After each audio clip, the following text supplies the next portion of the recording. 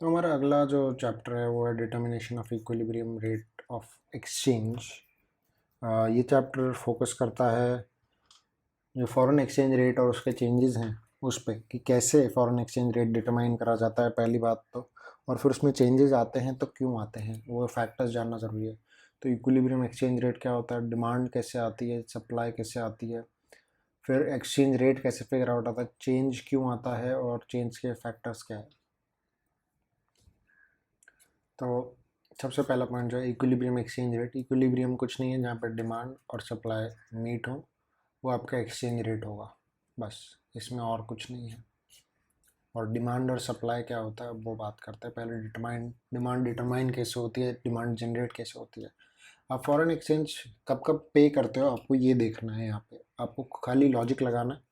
ये पॉइंट्स को मैं बताता हूँ आपको, लॉजिक लगाना है। आप कब कब पे करोगे फॉरेन एक्सचेंज में, किसी को डॉलर कब पे करोगे, जब डॉलर में आपने गुड्स खरीदे, आपने डॉलर में सर्विसेज खरीदी, या आप कोई पेनल्टी डिविडेंड प्रॉफिट गिफ्ट किसी को दे रहे हो तो डॉलर में पे करोगे। एक तरफा पेमेंट जो है आपको उसका कोई रिटर्न नहीं मिल रहा। फिर आप जब किसी में अपना पैसा इन्वेस्ट करते हो तो फिर आप रुपीज़ में नहीं डालोगे, आप डॉलर में डालोगे बाहर जाके।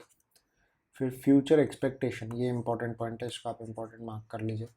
ये पॉइंट में क्या आता है, हेजर्स आते हैं। हेजर्स की बात हमने पिछले चैप्टर में काफ़ी ज़्यादा डीप में करी थी, एग्जाम्पल एक्सप्लेन किया था मैंने उसका। तो हेजर्स जो होता है वो फ्यूचर एक्सपेक्टेशन के चक्कर में कि आज प्राइस इतना है, कल इतना होगा, कल बढ़ जाएगा, 2 दिन बाद बढ़ जाएगा, 1 महीने बाद बढ़ जाएगा, तो वो एक्सपेक्टेशन में कि प्राइस बढ़ जाएगा वो लोग डॉलर खरीद के रखते थे, परचेज द डॉलर। तो उनको डॉलर का यूटिलाइजेशन होता है। जैसे यहाँ के पॉइंट्स में डॉलर का यूटिलाइजेशन था।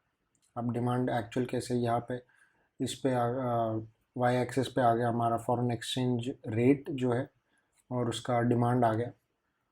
मान लीजिए ये 73 है, ये 70 है। 73 पे हम कम डिमांड कर रहे हैं। क्यों? क्योंकि 73 इन्फ्लेटेड रेट है, हमारे लिए ज़्यादा रेट है, वो हम उस पर परचेज उतने नहीं कर सकते डॉलर की। जब जब रेट बढ़ेंगे, पहले मान लीजिए आप के पास आज की तारीख में लेट से 70 रुपये, एक मिनट मैं चेंज करता हूँ एग्जाम्पल। लेट से कुछ 10 साल पहले 40 का रेट था, लेट से, ठीक है, 10 ईयर्स अगो 40 का रेट था। 40 इज इक्वल टू $1, 40 रुपीज़। तब आप क्या करते थे, 400 रुपये में आप कितने चीज़ें खरीद सकते थे, आप $10 तक के चीज़ें खरीद सकते थे 400 रुपये में तब। आज की तारीख में डॉलर का रेट 70 है, और आपके पास कितना पैसा है, 400 रुपये ही हैं आज भी, लेट से। तो क्या आप $10 की चीज़ें खरीद सकते हैं? आप $10 की चीज़ें नहीं खरीद पाएंगे। आपकी ऑब्वियसली परचेजिंग पावर जो है वो थोड़ी सी कम हो जाती है। और कितनी कम होती है, रफली जो है आप अभी 5.7 समथिंग डॉलर परचेज कर पाते हैं अब आप। पहले आप इतना भी नहीं, मतलब पहले आप इससे ज़्यादा कर सकते, तो आपकी परचेजिंग पावर इम्पैक्ट हो गई। तो ये यहाँ पे आपकी पावर कम हो गई। फिर जब 70 का रेट होता है तो 70 पे आप ऑब्वियसली ज़्यादा परचेज कर सकते हैं, आपकी क्वांटिटी बढ़ जाती है। तो ये डिमांड हो गया। अब सप्लाई, सप्लाई में आपको ये सिर्फ लॉजिक लगा के ये सोचना है कि अब पैसा कहाँ कहाँ से आ सकता है, और कुछ नहीं है। सिर्फ इसके उल्टे पॉइंट है। इंपोर्ट ऑफ गुड्स किया, अभी एक्सपोर्ट करो। इंपोर्ट ऑफ सर्विस किया, अभी एक्सपोर्ट करो। यूनिलैटरल पेमेंट किया तो यूनिलैटरल रिसीट भी हो सकती है। एक्सपोर्ट ऑफ कैपिटल किया तो इंपोर्ट ऑफ कैपिटल भी होता है। Future expectation as it is रहेगा, फ्यूचर एक्सपेक्टेशन चेंज नहीं होगा। तो यही है, export of good, export of service, unilateral receipt, import of capital, future expectation, सब सेम है। और अब यहाँ पे बारी आती है फॉरेन एक्सचेंज रेट रुपीज़ में, ऊपर किस में था, रुपीज़ में, तो वो टेंशन की बात नहीं है। सप्लाई ऑफ फॉरेन एक्सचेंज है यहाँ पे, वहाँ पे डिमांड ऑफ फॉरेन एक्सचेंज था। तो मान लीजिए अगेन ये रेट जो 73 है, ये 70 है।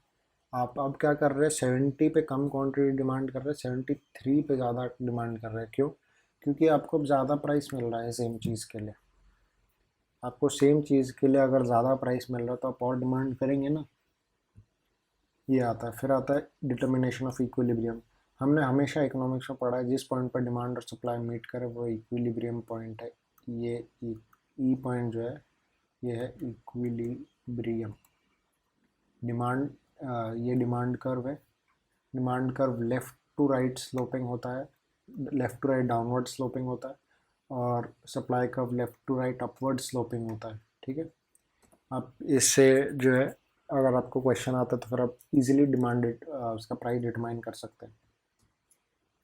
जैसे अगर मैं एग्जांपल लूँ कि मैं एट द रेट ऑफ 70 मैं 5 यूनिट डिमांड कर रहा हूँ, एट द रेट ऑफ 72 मैं 10 यूनिट डिमांड कर रहा हूँ, तो मैं क्या करूँगा, दोनों को मल्टीप्लाई कर दूँगा। वेटेड एवरेज है एक तरह से देखा जाए तो। ठीक है, 70 into 5 plus 72 into 10 divide by 15। मेरा आंसर इसमें क्या आएगा, मैं कैलकुलेट करके आपको बताता हूँ। 70 इंटू 5 कितना होता है, 350। 72 इंटू 10 720 डिवाइड बाई 15, तो मेरा जो रेट निकल के आएगा वो आएगा 71.33। ये मेरा एक्सचेंज रेट हो जाएगा। तो ये खाली डिमांड और सप्लाई इक्विलिब्रियम है। एग्जैक्टली ऐसे नहीं होता है, मैंने आपको एक छोटे से एग्जांपल देने के लिए बताया कि कई सारी लाखों ट्रांजैक्शन होती है वर्ल्ड वाइड कोई भी एक्सचेंज रेट को लेकर, तो इसलिए मैंने आपको बताया। अभी चेंजेस इन एक्सचेंज रेट देखें तो, क्योंकि क्या है, अब ये तो जो छोटा ग्राफ है, मैं इसमें खाली दो या तीन ही टाइमिंग बता रहे हैं हम, बट क्या होता है कि रियलिटी में तो काफ़ी ज़्यादा टाइमिंग होता है। रियलिटी में तो सेकंड सेकंड में आपका डॉलर और INR का, डॉलर और पाउंड का, येन और INR का कई मल्टीपल कॉम्बिनेशन है, चेंज होते हैं हर कुछ देर, हर सेकंड में चेंज होते हैं। तो वो चेंजेस जो हैं, वो चेंजेस किस वजह से होते हैं, किस वजह से होता है वो तो हम बाद में देखेंगे, कैसे किए जाते हैं वो देखते हैं। मान लीजिए ओरिजिनल प्राइस जो था वो ये था, यहाँ पे डिमांड और सप्लाई मीट कर रहे थे। अभी ये पॉइंट पे हम कैसे पहुँचे, ये पॉइंट पे पहुँचने की वजह क्या होगी, सबसे पहले डिमांड बढ़ गई तो ये पॉइंट पे पहुँच गए। अगर हम इस पॉइंट की बात करें तो इस पे कैसे पहुँच गए, डिमांड से में सप्लाई गिर गई तो ये पॉइंट पे आ गए। इस पॉइंट पे कैसे भाई पहुँचे, भाई डिमांड भी बढ़ गई सप्लाई भी गिर गई। तो अब यहाँ पे क्या होगा, डिमांड बढ़ गई सप्लाई गिर गई, आपका रेट सेम रहेगा, रेट चेंज नहीं होगा। अगर डिमांड बढ़ गई तो रेट बढ़ जाएगा, सप्लाई गिर गई तो भी रेट गिर जाएगा। सिंपल, आपने जो अभी तक डिमांड सप्लाई को लेके लॉज पढ़े हैं इकोनॉमिक्स के, उसकी वजह से ही मतलब वही आपको अप्लाई करके प्राइसेस फिगर आउट करने, कोई चेंज नहीं आएगा। फिर ये आता है कि factors responsible for change in exchange rate. ठीक है, इन्फ्लेशन है एक, तो महंगाई बढ़ती है तो चीज़ों के दाम जो डॉलर में थे वो बढ़ते हैं, या रुपी डिप्रिशिएट होता है तो डॉलर का रेट बढ़ता है। फिर इंटरेस्ट रेट की बात करें, अगर कोई भी कंट्री में इंटरेस्ट रेट में चेंज आता है, इंडिया में बढ़ गया गिर गया, US में बढ़ गया गिर गया, तो कई सारी ऐसी जो है इन्वेस्टमेंट्स हैं वो इंडिया से निकल के डॉलर में, या डॉलर से निकल के इंडिया में आएंगे, US से निकल के। तो जब वो आएंगे या जाएंगे इन्वेस्टमेंट्स, उनका ट्रांजैक्शन होगा तो अगेन आप डिमांड करेंगे, तो आप डॉलर की डिमांड करेंगे, डॉलर की डिमांड होगी या सप्लाई होगा तो फिर से फॉरेन एक्सचेंज रेट में चेंज आएगा। इकोनॉमिक ग्रोथ होती है तो फिर फॉरेन इन्वेस्टमेंट्स अट्रैक्ट करते हैं हम।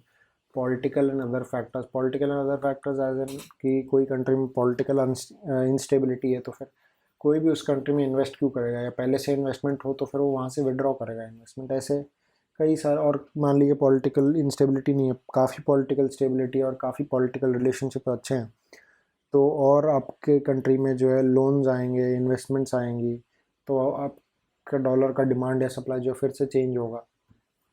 तो ये फैक्टर्स है, और इसके साथ हमारा ये चैप्टर भी ख़त्म होता है। मैं फिर से बोलना चाहूँगा, ये बुक का लिंक आपको मिल जाएगा डिस्क्रिप्शन में, नोट्स का भी मिल जाएगा।